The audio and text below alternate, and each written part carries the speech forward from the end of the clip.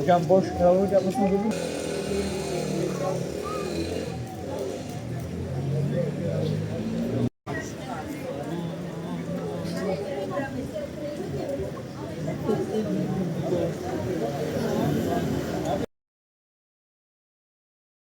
Miktar hani şey değil, Hüseyin mi? Hayır değil ki. Bilmiyorum da herkes hayır diyor.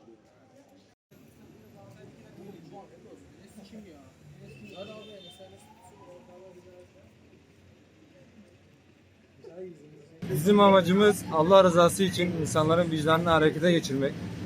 Bu malum Tab Gıda Şirketi, Burger King gibi, Popeyes gibi bir an önce hani Türkiye'den kalkmaları için artık ne kadar elimizden geliyorsa boykot yapıp Filistin'deki kardeşlerimize biraz daha destek vermek amacıyla sağ olsun kardeşlerimizle birlikte burada protesto eylemi gerçekleştiriyoruz. Bütün herkesin de destek vermesini Allah rızası için rica ediyoruz. Kim ya?